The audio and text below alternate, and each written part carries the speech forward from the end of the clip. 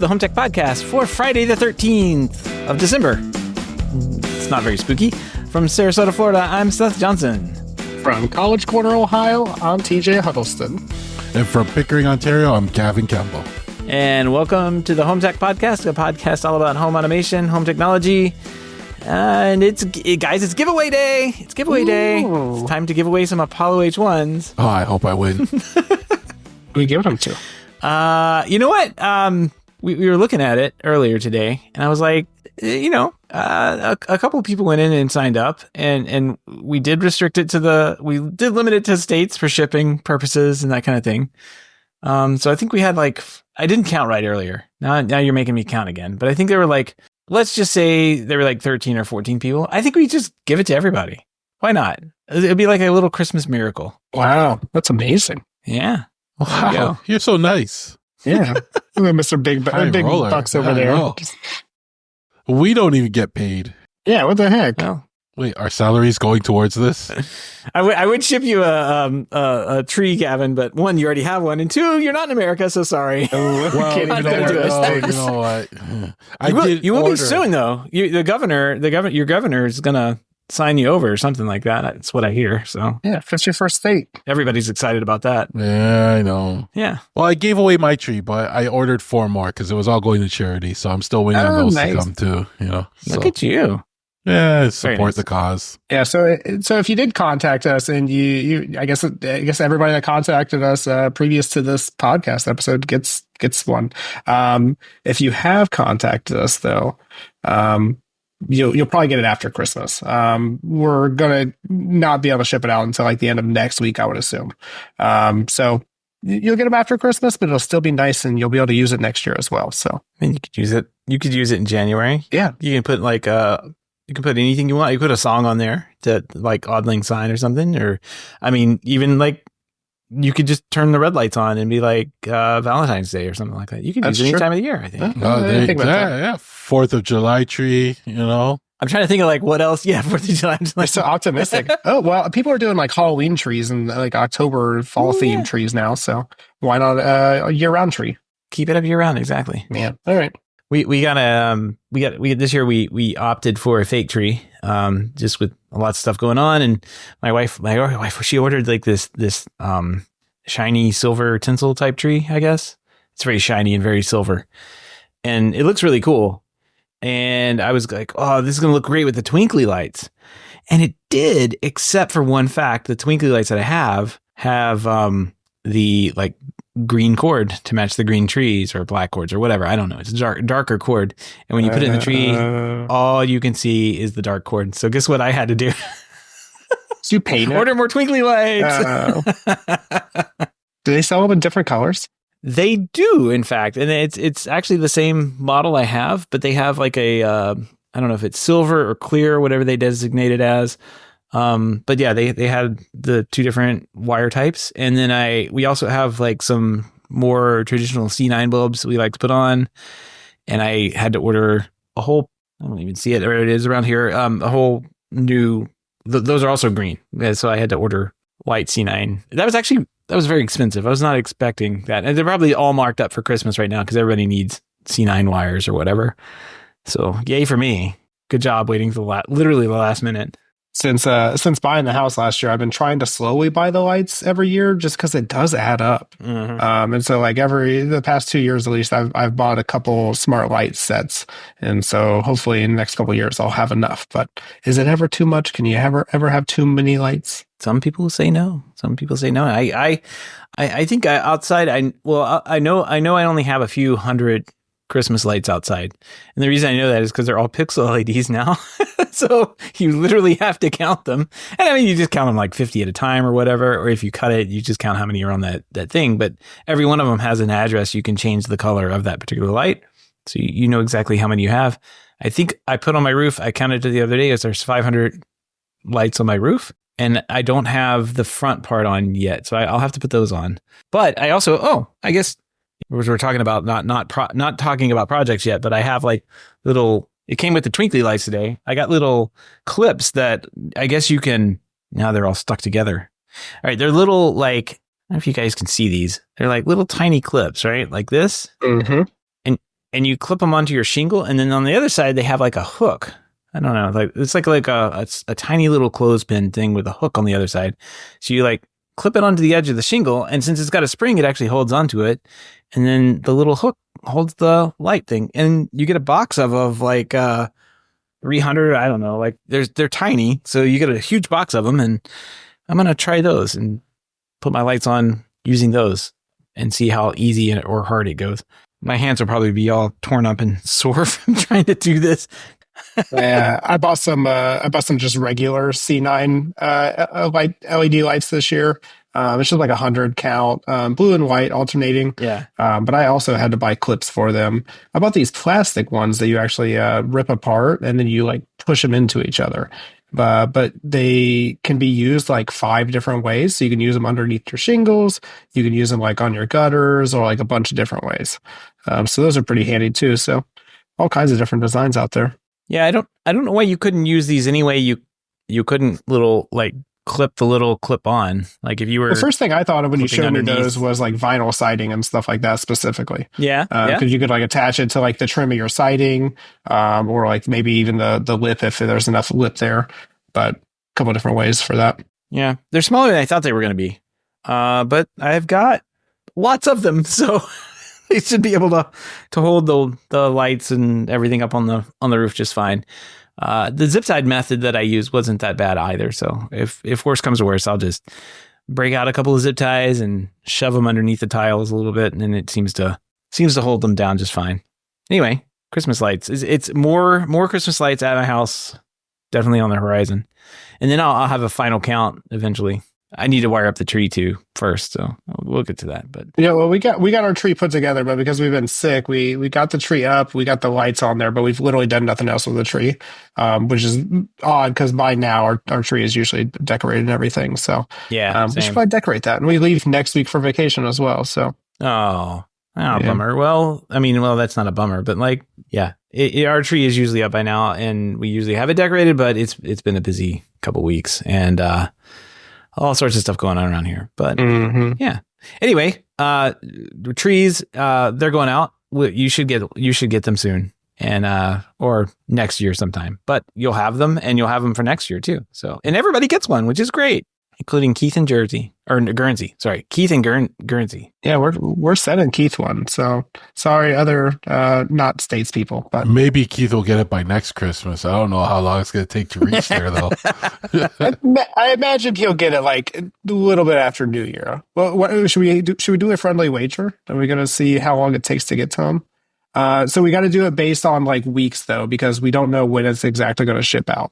So if you're going to guess, you got to guess a week or month, I guess, but I'm going to go 3 weeks. Well, wait a second. We'll know when they ship, right? We'll know about when they ship them. We'll know when they'll say, hey, they shipped this day. Yep. Yeah, but from when they shipped, we're correct. Yes. That's what I'm saying. We can't do specific dates because I don't know when they're going to ship exactly. So I think they're going to go by car. They're going to get handled. They're going to go by plane. They're going to go by plane. You can't go the car over the ocean. Go by plane. No, car to the, Seth's a slow driver. So I think a weekend just for Seth to get it shipped. He's not shipping anything. I'm not shipping. This is all on TJ. Yeah, it's on the Apollo guys. Across, it's going to have to be carried up to his house. I'm giving 5 weeks. 5 weeks. All right. Yeah. So I got 3 weeks, 5 weeks. What do you got, Seth? You got to split it and just do 4. I'll do what I do, and I'll go under everybody, and I'll say 2 weeks. Wow, I'll say it'll take 2 weeks to get a Christmas tree. Yeah, after it leaves the dock in there in Kentucky, it's going to take. No, after it leaves your hand. No, it's not leaving my hand. I'm shipping it once we get the shipping notification from Apollo, that is how we're taking it. Yes. Yeah. Okay. So yeah. So is the winner the closest one, or is the winner the one that didn't go over? I feel like the winner's got to be the closest one, right? Price is right rules. The closest without going over? Closest without going over, yeah. Oh, man. Okay, 4 weeks. All right, so Gavin, let me write this. I'm writing it down. Gavin. I already got it made up. There you go. Yeah. Oh, did you already put it in? Yep. Because I'm... What do I win? What do you win? You win the satisfaction of winning. Like, what else are you going to win? We don't get paid or anything. So are you going to get paid money? Oh, you get a co-pilot license. How about that? I have like 3 of them at work. Well, you can use another one. They just play songs all day long. Are you shipping it UPS? I don't know how they're shipping. Oh, man. Because I would have said 7 weeks. I'm going to go the most economical so we don't pay a lot. So, there's probably going to be like a 6-month option because he lives on an These are island. things you should have asked before. Yeah. Yeah, I know. Like, there's so many questions here. We need the most economical shipping option ever, please. Yes. All right, cool. Well, we've got him in there.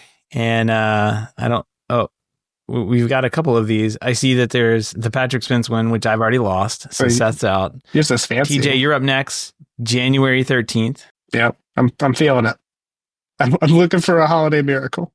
Yeah, I don't think they're going to let him go before the end of the year because that would be kind of a dick move. No, right? yeah, Like, I don't they think shouldn't do I don't that. think they're going to do it because you got to go through the holidays at least. So once the holidays are done, all the sales are done and everything, bam, he's gone. And then Gavin is thrown way out there in April Fool's Day. That'll be when it happens. So I'm going to win. And you're going to win nothing. Just remember that. You're going to win bragging rights. hey, joke's going to be on us. He's not going anywhere. I'm giving him the opportunity to release one more product and screw it up before he gets fired. That's nice. Guys, the app worked fine. I've been using it since December. Oh, man. Oh, man. All right. All right, guys. Well, we have a bunch of HomeTech headlines tonight and some project updates. So what do you say we jump in? Let's do it. All right. So somebody put this in the news stack here. There's a new, I guess this is a new Inovelli switch. It is the Blue Series Zigbee Smart On-Off switch plus humidity sensor built into the device. So this is a smart Zigbee switch that has built-in humidity sensing. Why would I need it? I guess maybe bathroom fan. Is that what bathroom fans? fans? That's the perfect use case for this. It's the only thing this is designed for. Well, you gotta be careful with bathroom fans too, because they have a fan switch. It depends on how powerful your bathroom fan is. You can't just throw a switch on any bathroom fan. But how powerful is your bathroom I think this fan? is just real powerful. real power. I got man. Yeah, I gotta clean up some smells out of there, you know. I think they just use like normal, like you just use like a regular 15 amp breaker, so they can't be that powerful. It's I think the startup loads and stuff like that, but I'm not gonna get into it. But I think this is just an iterative upgrade for them. I find it weird that they have humidity in there, not like temperature. Usually you get temperature and humidity. Yeah, it'd be nice to have temperature too. I'm guessing a use case of this would people would use that sensor to turn on and off the fan automatically based on if you're showering or the humidity in that room's high or something like that. So I can see a use case to it. And that's pretty cool, you know. I'm not going to go replace all my switches. Again, my one gripe with what Inovelli's doing, and if they're listening, I hope you take this into consideration, but I liked when your on-off switches had the single light at the bottom because I can look at my switches and know if they're on, off, or dimmable. Now they all just look like dimmable switches. Even if you just sold a faceplate that I can then put over top and it would just hide all the top and just show you the bottom. Give me some kind of replacement face tape. Sell me a sticker, a white sticker that looks nice, that covers up the, you know, white tape. Sell me some white tape so that, you know, I could know what the, you know, an on-off switch versus a dimmable switch. But other than that, they're the best switch. I love these switches anyway. You need a D-brand skin kit for your Inovelli switches. There you go. The thing that seems nice about this, though, is that, so my issue is that we have temperature and humidity sensors in our bathroom, and we have it to where our fan is automated. And so whenever it gets above a certain humidity level, it turns on the fan and all that good stuff. The problem is that automations don't always work. And so it's kind of nice to have that functionality built into the switch itself. And I don't know of any smart switches that do that at the moment. And I'm sure there are. Somebody's going to write in and say there are, but I don't know of many. And that use case is fascinating to me. And I would buy this if I could install it, but I can't because I only have space on my wall for one switch. So I cannot dedicate that switch to just this. I wish they built temperature into it too, because that would eliminate another device I have in that bathroom anyway. I have a temperature humidity sensor, you know, and if they built in with the millimeter wave one, that would be nice because then I would have millimeter wave, temperature, and humidity. The temperature thing does seem like a big miss, to be honest. And I mean, it looks like I'm reading the FAQs here, and it says, how accurate is the humidity sensor? The humidity sensor is only plus or minus 5%, which isn't great.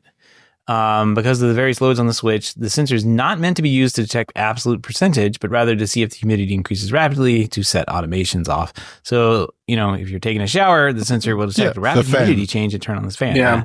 I don't know. I just turn on the fan when I'm taking a shower. What I like about Inovelli too is that they're going to have a ton of features, and so I don't know about this one specifically, but I'm going to imagine that you can probably just set the switch to turn on automatically once the humidity gets above a certain level. Yeah. And so that way, it's not relying on the automations anymore. So you actually gave me an idea with the Apollo air sensor. I could have it automatically turn on the fan when it detects certain things in the air. No, you could. See, that's the thing. Is like humidity is one thing, but if there's a buildup of methane or something, you probably want to. You got some family visiting, some organic particulates in the air. You may need to. The AQI is like negative 5,000. Yeah, you need to turn on the fan. Or if you're making some sounds in there and it breaches a certain sound level, like automatically turn on that fan, please. I don't want to hear it outside. This is where the clapper would come in handy, Yeah. Use some AI, fart detected, turn on fan. Oh, man.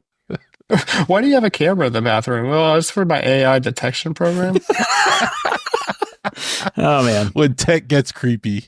I actually had somebody ask me that once because I had one of the motion sensors for my lighting in my bathroom.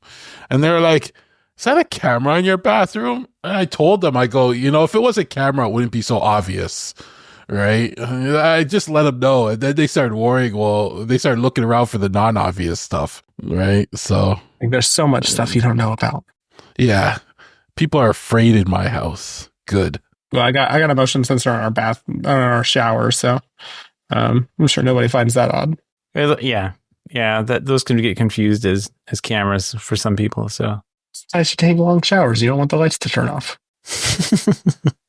All right. Well, we'll have to see how well this one sells. It seems like a very specific use case on that device, which I guess is nice. It gives you a sensor and a switch that you didn't have a switch. Options before. Are good. Options are good. Exactly.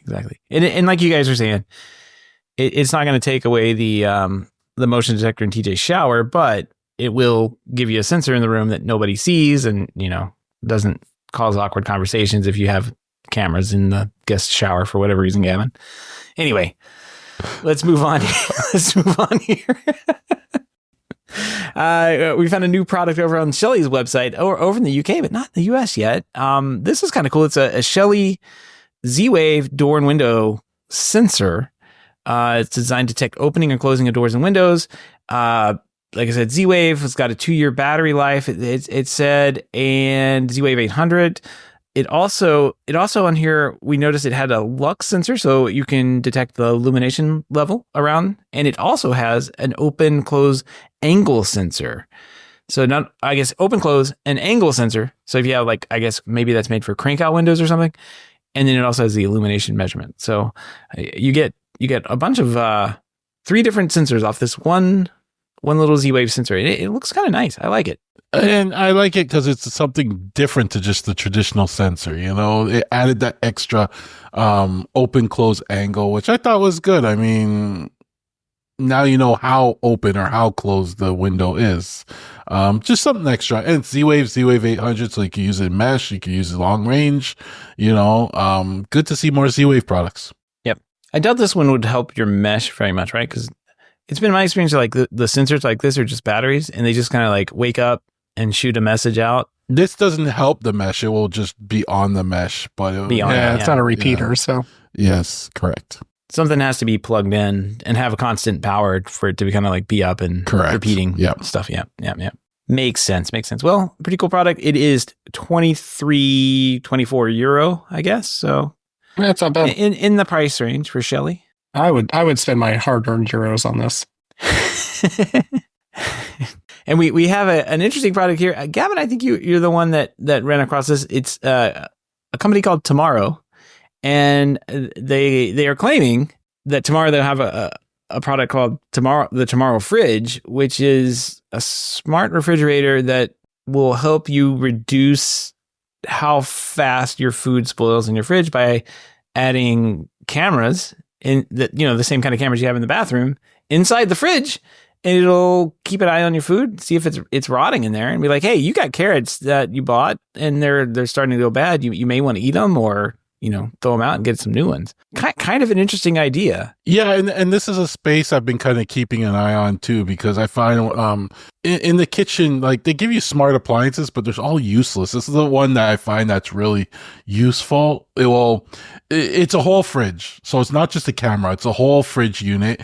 The device can actually control temperatures and humidity and stuff like that, and it's meant to keep your fruits fresh longer, much longer. But on top of that, the cameras will also do things like how bad things have gone, or how much you have of them, or they give examples in their promo videos of where they can ask, what can I cook tonight, and it will base it off their inventory. Now, I think it would need to know more than just what's in your fridge. It would need to know what's in your pantry and stuff like that. So, I wonder if they're looking to expand at that as well. But I also wonder how much this kind of fridge is going to cost. I feel like the AI fridge. I'm the person that would benefit from this, because everything in their promo video I suffer from. Like, I've lost many a cucumber, or and whenever I felt for the strawberries, they've gone bad. Right? Like, that's the worst part about it. But I also, they're just extra fuzzy, Gavin. I know. That's all. Yeah. Extra healthy. I don't think I'm but I don't know if it's something I'll be able to afford, because I wonder how much fridge alone is expensive as it is. Oh yeah. Yeah. Fridges are very expensive. I would assume this has some kind of monthly cost to it, since it has the AI thing. This is probably going to have a subscription. Like, I know they were talking about renting your appliances. So they're starting to do stuff like, you pay a monthly fee, $40 a month, and, like, you'll have your appliances and then replace it every 5 years or something.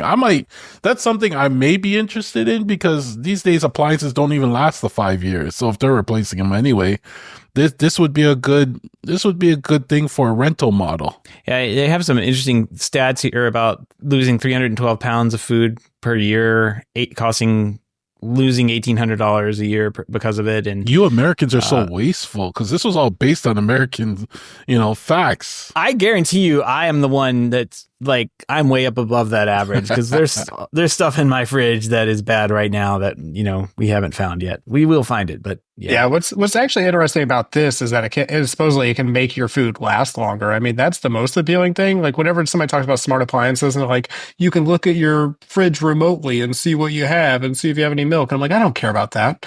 I can do that before I go to the store, or I can just buy an extra milk. Like, who cares? But if you can make my food last longer in the fridge, that pays for itself.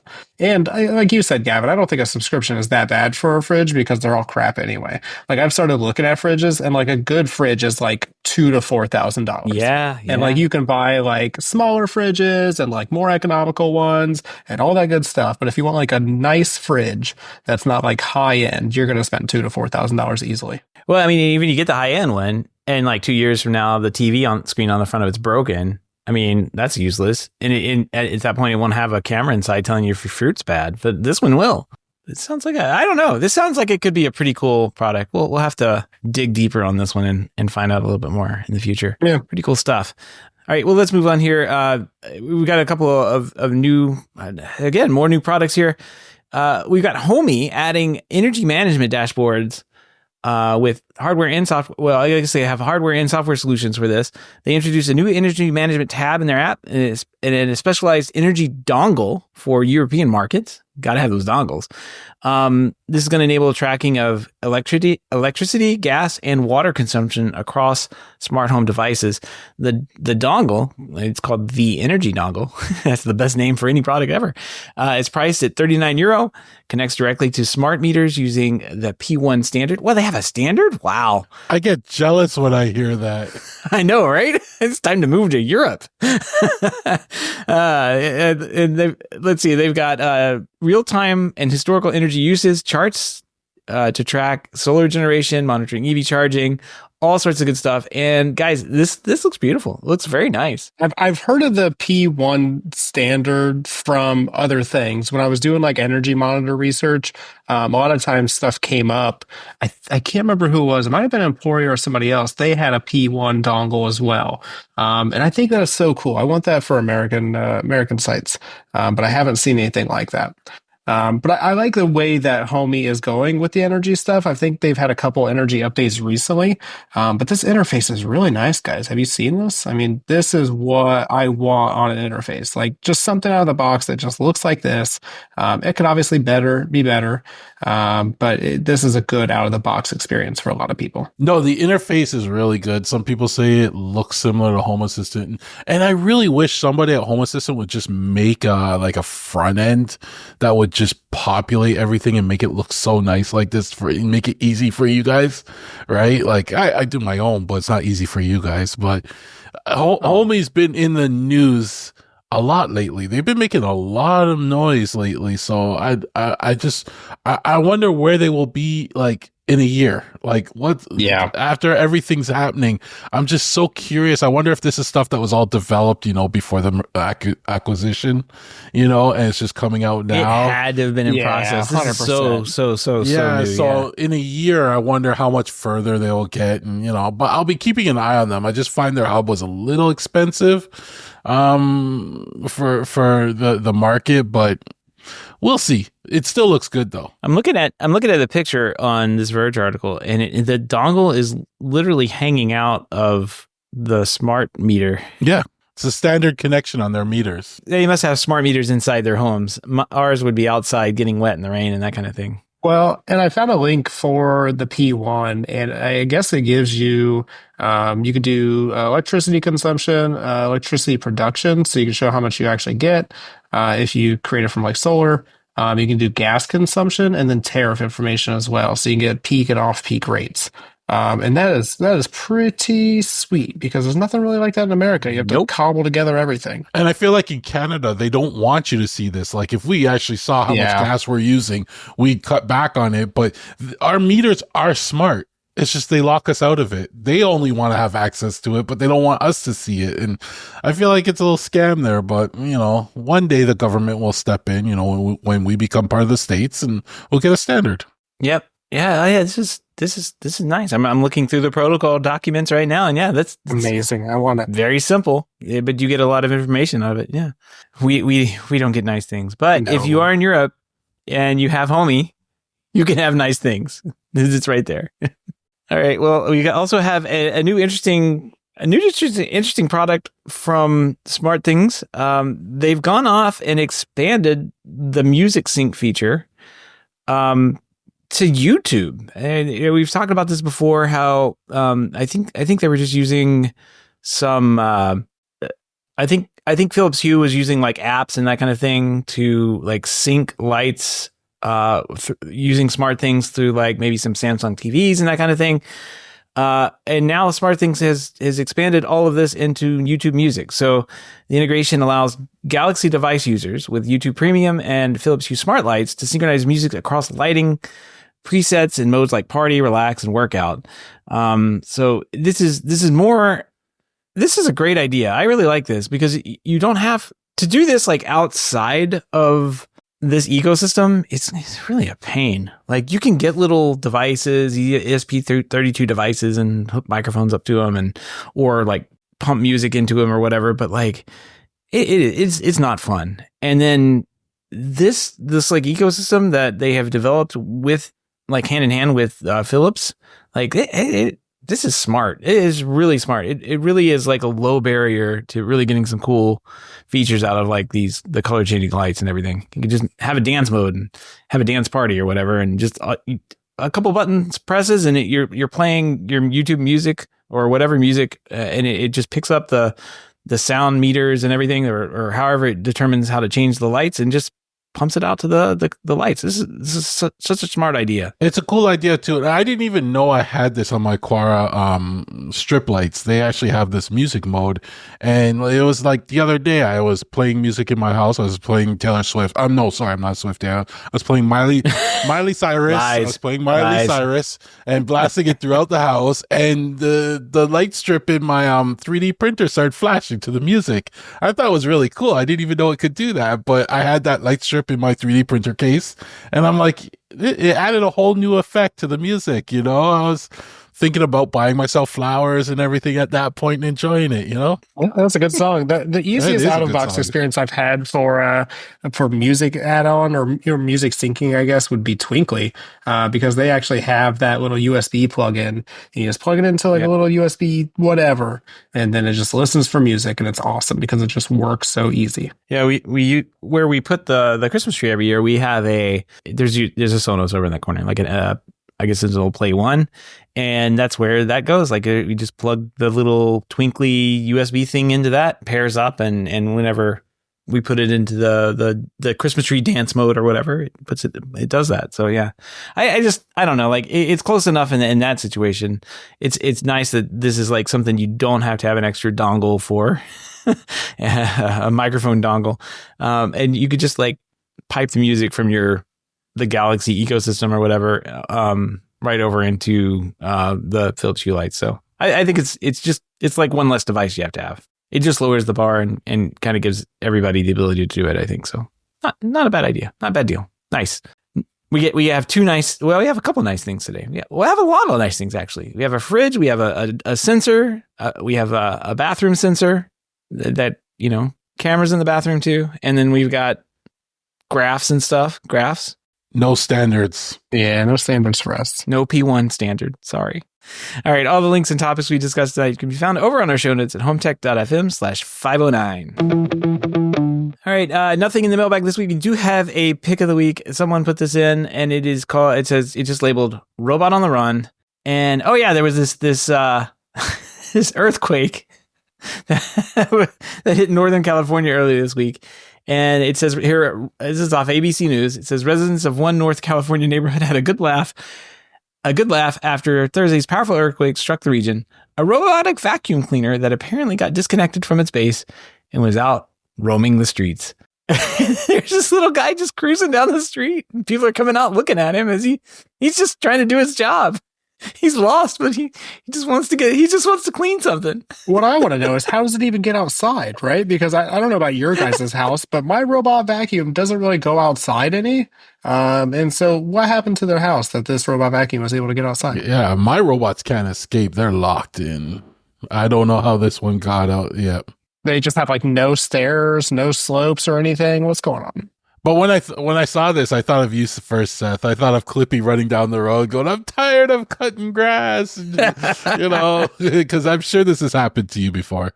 Oh yeah, I mean, this is exactly what it looks like when Clippy gets away. But he would eventually stop. He would just be out in the middle of this guy's cruising. I mean, he's gonna go out. He's trying to get out of there to get burgers and fries or something. He's looking for something to bump into. Yeah, he's just cruising away. Yeah, I like TJ said, I don't know how I got away, but maybe it was like in a garage or something and kind of like fell out of their driveway. I don't know. Possibly. Just fell out of the nest. That happens. Are you going to just start putting like, if found, please return to tags on your vacuum cleaners now? I need a 4G access module for my robot vacuum. I like the girl at the very end of this video. They just kind of, she's walking up. She's like very like apprehensive. She doesn't know what to do. It's like, you can just pick it up, turn it off, like go bring it back to, like she's just standing away from it, like waving to it. Like, what are you doing? Just pick it up. Maybe she's worried about the robot uprising. I'm not. Yeah, it could attack her. Who knows? I'm worried about mine attacking mine sometimes. That's why I don't run it at night. All right. Well, if you have any feedback, lost robots, questions, comments, picks of the week, great ideas for a show, give us a shout. Email address is feedback@hometech.fm, or you can visit hometech.fm/feedback and fill out the online form. All right. Project updates. I'm sure there's a Home Assistant update to do that I haven't done. There's about 3 dot updates, I think, released since last time we recorded. Catch up, Seth. Yeah, you're always behind, Seth. I just looked at the project board and Gavin's got like a whole book going on. So why doesn't Gavin just go ahead and start? Yeah, Gavin, why don't you kick this off and I'll explain the one thing that it's kind of a follow up. Talk about all your projects. You guys got to start pulling your weight around here. Like really, like you guys have lives. Like don't use that as an excuse. Anyways, I just wanted. We talked about the Sunso wand for blind control the other day. I just want to give you guys an update. They've been working awesome. The wife loves them. I didn't even tell her. I don't usually tell her when I put new tech in because then her first question is how much this costs, right? So I kind of just put It's a good question, Gavin. It's a good question. No, it's a good question for her, not for me. But I just put this stuff in and I paired it up with a Zeus paddle switch and everything. And the other day, I didn't even tell her they were there. I didn't say this is how you control them or anything, but she went in the room and she was like, oh, new button. It controls the blinds because I put little labels on them and stuff too, little icons. And she now uses them to open and close when she needs. And I was like, yes, mission accomplished. She didn't have to read the manual, so she likes them. So, win there. So when that works, I can recommend those Sunset wands for blind control. The other thing I've been doing ever since I got this Aquara M3 hub, I've been putting all my old Aquara devices back on my network. So I've been putting them on the hub itself and then exposing that to Home Assistant through Matter. They're so much more reliable than if you ever put them directly on Home Assistant through Zigbee. When you do it directly through Zigbee, they would drop off randomly and stuff like that, but they don't drop off at all now. So if you have a bunch of Aquara devices and you're fighting with them, just get the hub, spend the money, get the hub, expose it through Matter to Home Assistant. You'll be so much happier. It works so good. I've been putting all my water sensors back out there now and everything. So I'm happy with that. Another thing, Zeus, if you have one of the Zeus 800 controller sticks, check the latest firmware updates. There's been some major fixes in the latest firmware updates that fixes things like if you run into periods of slowness or non-responsiveness or stuff, there's some big bug fixes in there. So you might want to look at updating your controller. It's really easy using the software, what do they call it? Z-Wave PC controller software or something like that from Simplicity Studio. Really easy to do. Takes no time. You just plug it in, you click update, done. You'll be happy. And I've noticed my network running a lot more efficient since I did the update. So give that a go. I'll have to give that a shot because I have the 800 stick as well. So yeah, there's a lot of updates since they released that stick with some major fixes in it. So yeah, nice. Good shout out. That's why I mentioned things like that, so no one ever really thinks to do that, right? Another thing I've been doing this week is HVAC balancing. So and I've actually been putting a little too much research into this for some reason, but I wanted to balance out the house. So I'm getting the temperatures even throughout the house, and the furnace, you don't have the cold upstairs, warm downstairs type of situations. And I even talked to my HVAC friend. We sat down there and had a discussion about balancing the methods to use. He even gave me, what's the name of the tool? It's an anemometer. Is that what it's called? It measures airflow. Right? So you hold it over the vents and you can get like how much CFM's coming out that vent. And I went through and, you open up all the vents and you measure all their airflow and then you calculate the whole airflow for the whole system. And then you start adjusting the vents so you can get certain levels of the house different to match up.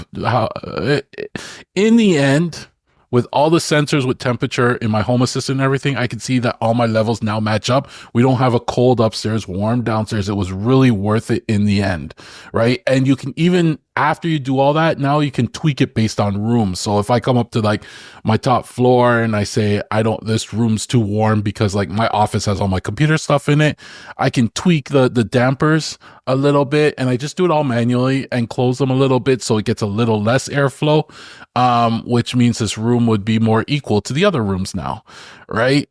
So it's nice. The wife, again, she likes it because it's more balanced out evenly now. You don't have the cold, because we were getting a colder upstairs than the downstairs for some reason. So I rebalanced everything. So I was also looking into how can we automate that when it comes to dampers and stuff like that. But I think that's going to be a 2025 type of project. I've been looking into smart vents and stuff like that. Keen, and what was the one you had, Seth? Flare. Yeah. And they get expensive. And the Keen one looked like a nice one because they were Zigbee, but I don't think they're available anymore.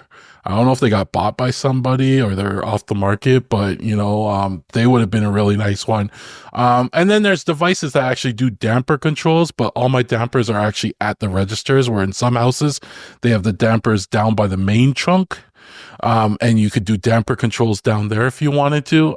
So in 2025, I may look more into doing that type of control and see if I can integrate that. So that was another thing. And then, just some Prusa updates. With my Prusa MK4S update, I also got the accelerometer. It's a little device that almost like measures the vibration or something like that when it accelerates. So it tweaks it a little better so you can get more speed out of it and better prints.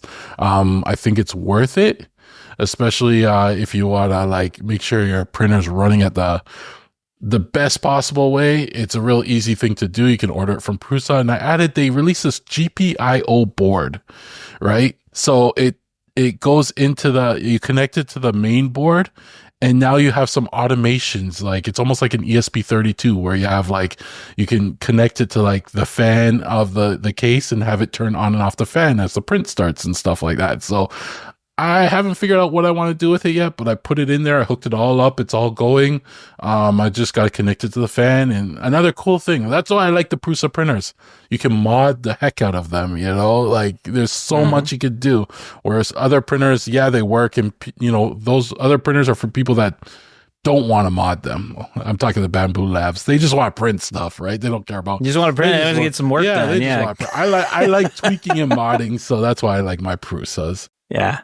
And that's just this week, like in between all that, I did my day job and, stuff like that too. So ridiculous. Yeah.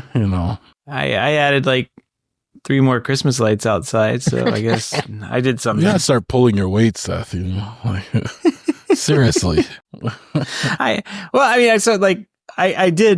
mean, I've had those Govee lights sitting around in my garage, like taking up space for a while, and I finally hooked those up to what's it called, the WLED, staring right at it, device I had, and put it in a nice little waterproof box. Got everything hooked up and kind of nicely arranged in the box, and then put it outside last night and hooked them up, and there was soldering and everything involved. So I mean, it was a time consuming ish thing, but I finally got them plugged in, and now there's like 4. These are like the Govee floodlights I bought a while back, and they didn't survive in the water because even though the lights were waterproof rated or water rated, 1, they don't survive floods, and 2 of them got taken out in a flood, but the control box is not water rated. I don't know why. All their lights are outdoor rated except the control boxes, so it didn't survive. And so I just tossed it and then added this WLED on. Kind of goofy because they have 2 WS2811 chips inside of them, which are what control pixels. One of them is for the RGB, and then one of them is for how they control the 2, like the warm and cool white LEDs. And it doesn't ever match up. It's a weird situation. So I'm bypassing those right now. I'm not even going to use those. And I'm just using the color lights to put nice green lighting on my house. And it works. It works really well. So I've got like 4 lights. And what's nice is I tore apart the wire at the very end, and I've got it right here. I've got these like outdoor X-Connect type things that I can hook up more pixel lights to it. So like I don't have to stop here. I can keep going and add more pixels in, and the way the boards I have work, you can do like power injection pretty easily, and you can add more lights on to a strand. I mean, you can run a few thousand lights off of one of these little WLED boards. I'm just looking now, and it looks like they have some kind of like, well, the updates are all ready now. It's been 14.4 WLED, and now everything is like, hey, 15.0 has just been released. I guess it was released maybe yesterday. So thanks, Home Assistant, for making me aware of these things. Anyway, I added 4 lights in, and I'm ready. And now I can add, another few hundred on to the front with my clips, and should be good to go for Christmas outside. I need to get back into the house and string up the Christmas tree so we can start putting ornaments on that thing. And then maybe by December 24th, I'll be ready for Christmas. You can do it. I will not be. You can do it. I will not be.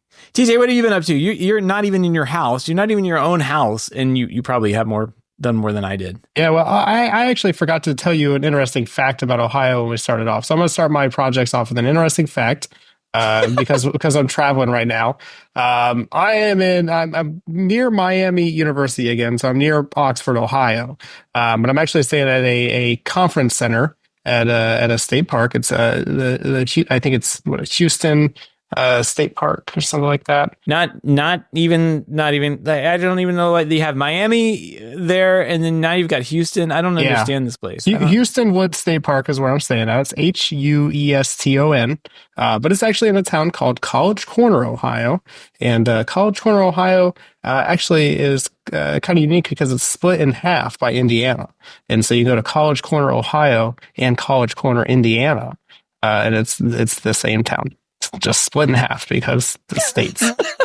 Is it like the river where they have a line going down the middle that goes all the way back up and then comes around? Well, it goes exactly down the middle, but it's not wavy like that one is. And I think that Google Maps Cincinnati River thing got fixed. But that's my interesting fact for you. My projects this week, though, are very simple because I was still sick.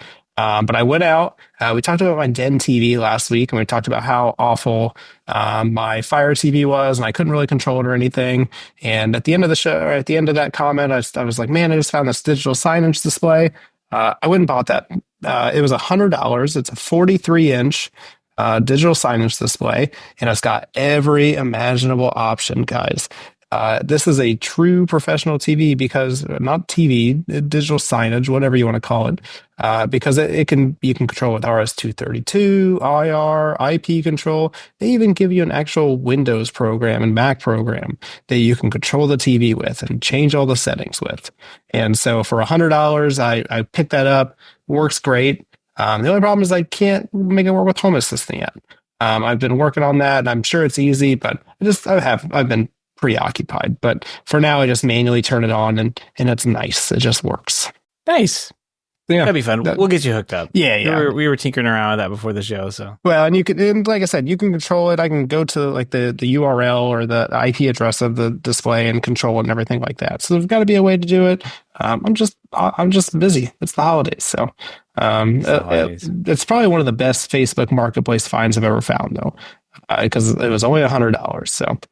Other than that, I was sick, so I didn't really do much else. But I have, if you have a Kara and you're using HomeKit, I'm interested if anybody else has this problem, because I have an Aqara hub and I want to use it with Siri and I want to use it with HomeKit, but it just disconnects all the time.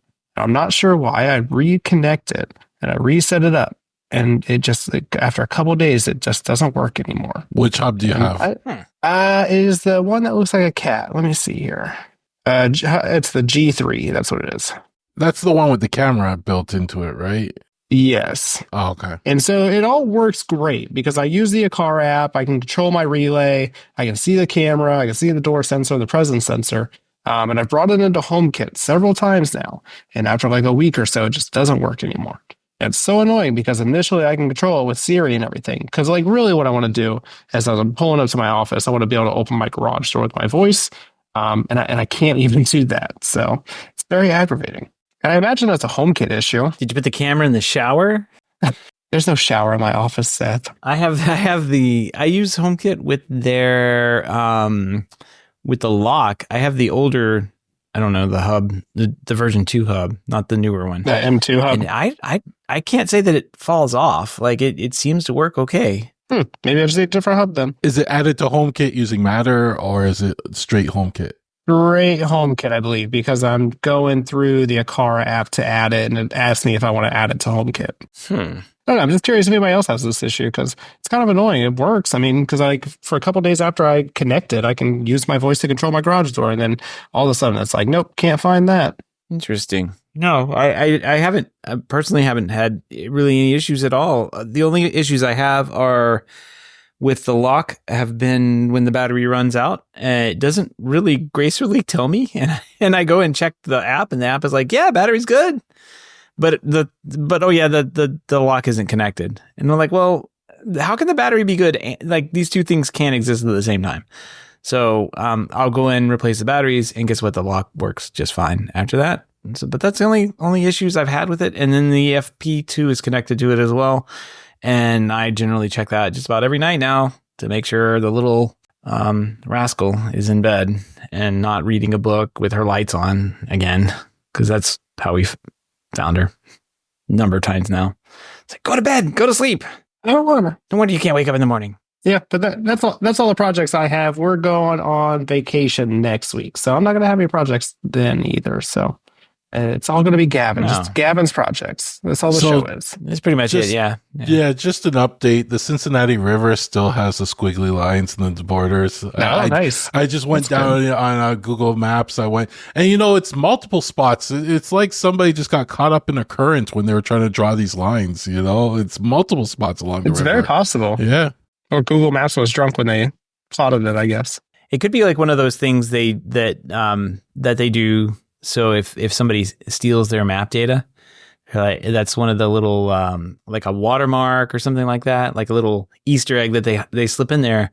And they were like, no, that's not right. See, that's what our maps have, and it's wrong. We know it's wrong, and we slipped it in there to catch you copying it. And maybe it could be one of those things too. Who knows? I've seen cartographers do that a lot. Yeah, that makes sense. Anyway, well, fun. I did the least project. Man, I was even sick too. So, although I do have kind of a project in the works, but I'll talk about it after I finish it, which might be never. But I don't know. I'm plugging away at it like a typical boss. Does the least get paid the most? You guys will benefit the most. Actually, it's like a little more of a back end project that I've been working on. The problem is that I enabled authentication for it, and I forgot my password. I can't log back into the stupid thing. I don't even think I was done making the authentication part of it, and now I can't log in. So man. It's so cool you can't even access it. That makes sense. It's so awesome. Yeah, it's just like it's a login screen. It's really cool. Trust me. Wait till you guys see this. It's going to be amazing. Good stuff.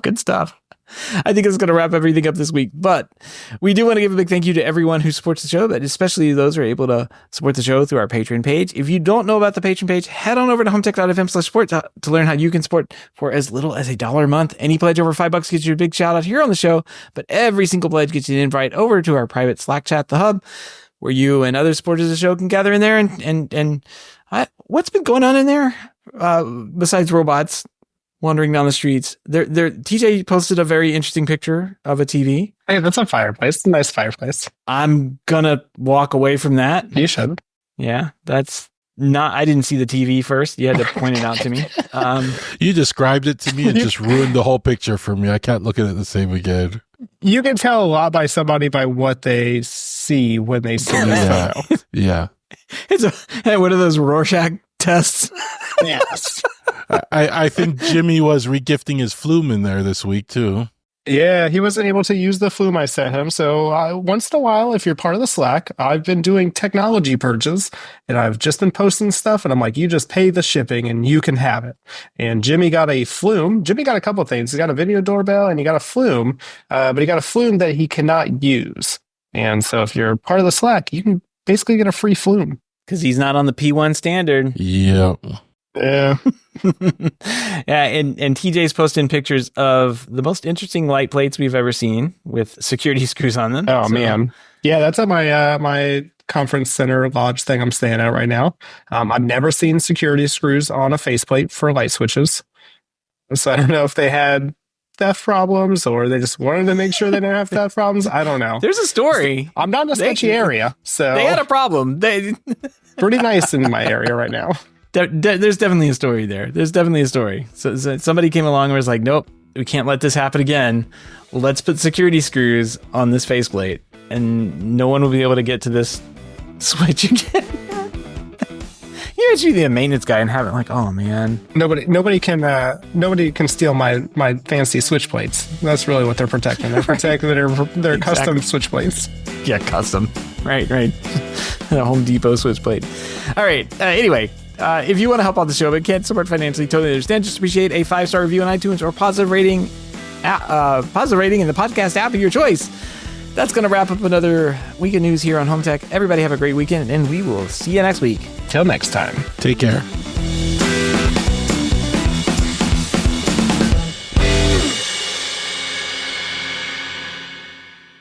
It's just on Blue Sky dropping some skeets. Skeet.